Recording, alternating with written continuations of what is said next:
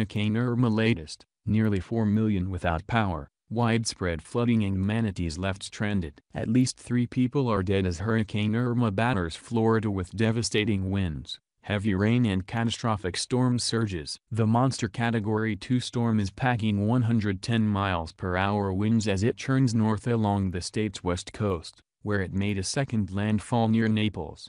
There are fears that the life-threatening storm surge could reach 15 feet above ground, flooding entire communities. More than 1 million buildings are without electricity as the storm uproots trees, downs power lines, snaps construction cranes in half and floods streets.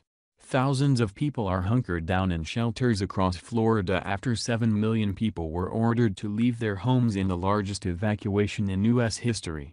The storm has cut a devastating path through the Caribbean and the U.S., leaving at least 32 people dead. Follow updates as we bring you all the latest from this historic storm. Core of hurricane rips through Lakeland. The National Hurricane Center says the core of Irma is now nearing Tampa in an area south of Lakeland, a community inland and to the east of the heavily populated Tampa Bay region.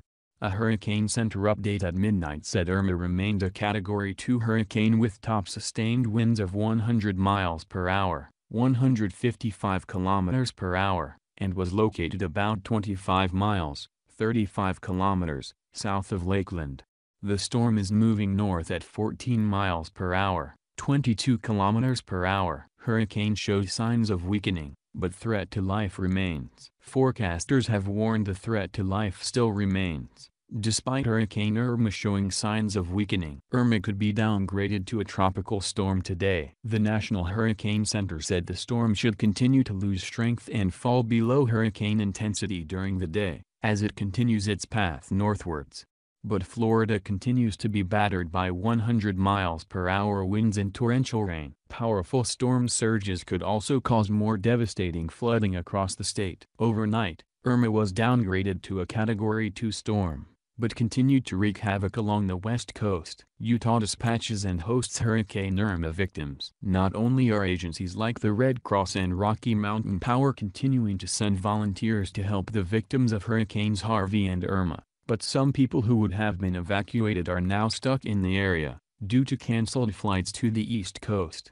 Janet Peterson and her husband came from Jacksonville, Florida to Salt Lake City for a conference. They were supposed to leave to go back home on a flight Sunday, but airlines have canceled flights to the area. Peterson looked at the delay as a positive opportunity. "We're just getting to have another little vacation," Peterson said, alongside her husband. She was concerned for her friends and family back home. "It almost seems unfair. Our friends and family are back home with this barrage of rain. It's so loud. The children, they've literally had to put earmuffs on kids." While she felt assured her home would be fine, she was worried the family's car, parked in a long-term lot at the airport, wouldn't be so lucky.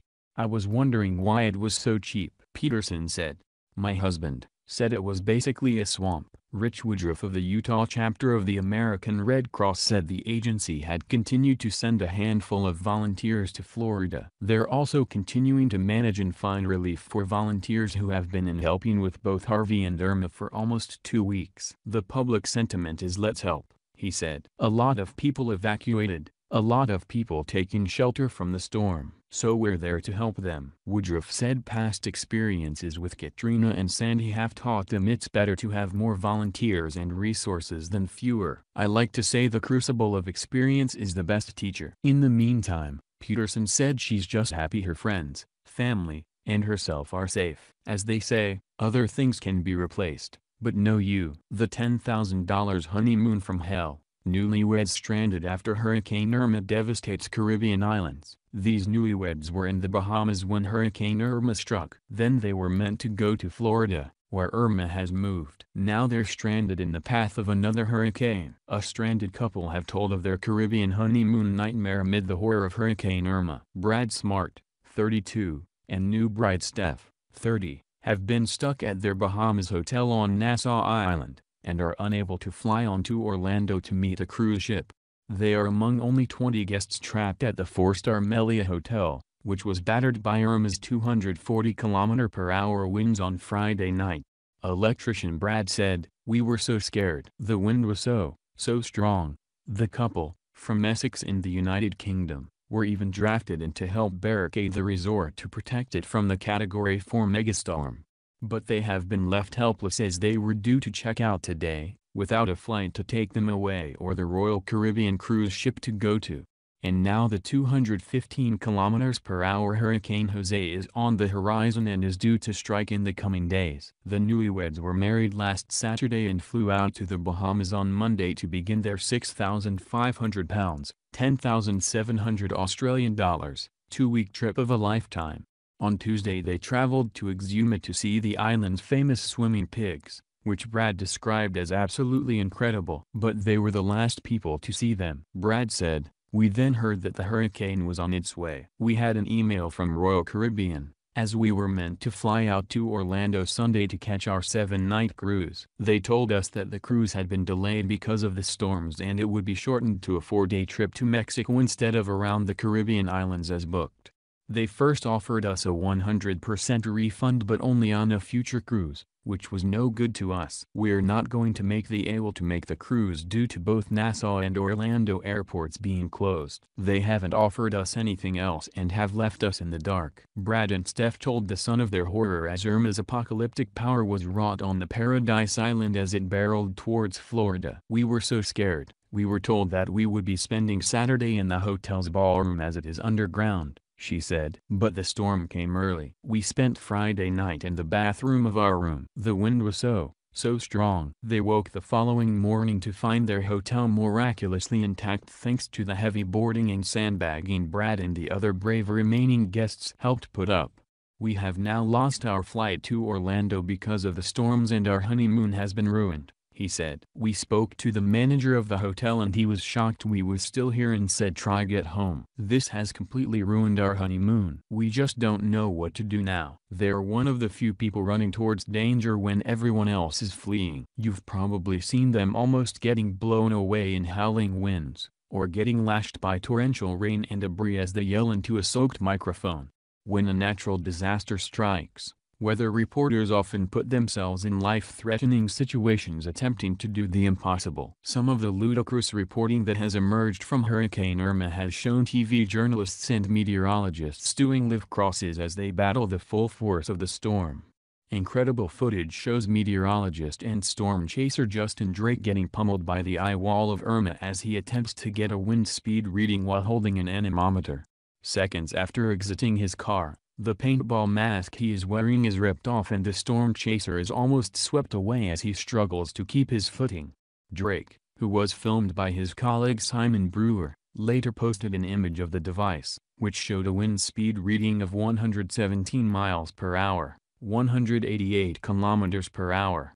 In this clip, CNN reporter Chris Cuomo is shown reporting from Naples in 228 km/h winds gusts. He can barely look at the camera with sheets of rain battering his face. Another CNN reporter, Bill Weir, is almost blown over by a wind gust in the middle of a cross in Key Largo, Florida. Shortly after the incident, another reporter tells him, "All right brother, do me a favor. Get to safety." The reporting is important but your safety is essential. In one extraordinary cross, Weather Channel reporter Mike Betti's braces his feet as the storm rages around him. He almost loses his footing and is forced to stagger back to safety. Another Weather Channel reporter, Mike Seidel, fights one of Hurricane Irma's early squalls in Miami late Saturday, getting slapped by one of the early squalls from #Irma tonight in the Brickell section of #Miami. At Steve Adriner captures behind the scenes, Seidel tweeted, "The outrageous crosses have been met with backlash on social media with some people slamming the coverage tactics as crazy." While the tradition of television crews reporting on significant events from potentially dangerous locations is well established, users suggested no story was worth a life. However, other users commended reporters and cameramen on their bravery, praising the amazing footage. Naples, Florida. Hurricane Irma gave Florida a coast-to-coast pummeling with winds up to 130 miles per hour Sunday, swamping homes and boats, knocking out power to millions and toppling massive construction cranes over the Miami skyline. The 400-mile wide, 640-kilometer wide, Storm blew ashore in the morning in the mostly cleared-out Florida Keys and then began a slow march up the state's west coast. Forecasters said it could hit the heavily populated Tampa, St. Petersburg area early Monday. Pray for everybody in Florida, Governor Rick Scott said on Fox News Sunday as some 116,000 people statewide waited it out in shelters. Irma struck as a Category 4 but by late afternoon had weakened to a Category 2 with 110 miles per hour, 177 kilometers per hour, winds that whipped Florida's palm trees with drenching squalls. A storm surge of over 10 feet, 3 meters, was recorded in the Keys, and forecasters warned some places on the mainland could get up to 15 feet of water. There were no immediate confirmed reports of any deaths in Florida, on top of the 24 people killed during Irma's destructive trek across the Caribbean. Many streets were flooded in downtown Miami and other cities. Appliances and furniture were seen floating away in the low-lying Keys, though the full extent of Irma's fury there was not clear. A Miami woman who went into labor was guided through delivery by phone when authorities couldn't reach her and high winds and street flooding. Firefighters later took her to the hospital. An apparent tornado spun off by Irma destroyed 6 mobile homes in Palm Bay, hundreds of miles away along the state's Atlantic coast. Flooding was reported along Interstate 4, which cuts across Florida's midsection. In downtown Miami, 2 of the 24 construction cranes looming over the skyline collapsed in the wind. No injuries were reported. City officials said it would have taken about 2 weeks to move the massive equipment. Curfews were imposed in Miami, Tampa, Fort Lauderdale and much of the rest of South Florida, and some arrests of violators were reported. Miami Beach barred outsiders from the island. Fort Lauderdale police arrested 9 people they said were caught on TV cameras looting sneakers and other items from a sporting goods store and a pawn shop during the hurricane. More than 2 million homes and businesses across the state lost power, and utility officials said it will take weeks to restore electricity to everyone. While the projected track showed Irma raking the state's Gulf Coast, forecasters warned that the entire state, including the Miami metropolitan area of 6 million people, was in danger because of the sheer size of the storm. Nearly 7 million people in the southeast were warned to evacuate, including 6.4 million in Florida alone. About 30,000 people heeded orders to leave the Keys as the storm closed in, but an untold number refused, in part because too many storm-hardened residents, staying behind in the face of danger is a point of pride. John Houston, who stayed in his Key Largo home, watched his yard flood even before the arrival of high tide. Small boats floating down the street next to furniture and refrigerators. Very noisy, he said by text message. Shingles are coming off. Irma made landfall just after 9 a.m. at Cujo Key, about 20 miles outside Key West, forecaster said. During the afternoon, it rounded Florida's southwestern corner and hugged the coast closely as it pushed toward Naples, Sanibel, Fort Myers and, beyond that, Sarasota, at 14 miles per hour, 23 kilometers per hour. Hurricane force winds extended 80 miles, 129 kilometers, from its center. Meteorologist Ryan Maui of Weather Bell Analytics said the entire Florida peninsula will be raked by Irma's right front quadrant, the part of a hurricane that usually brings the strongest winds, storm surge, rain and tornadoes.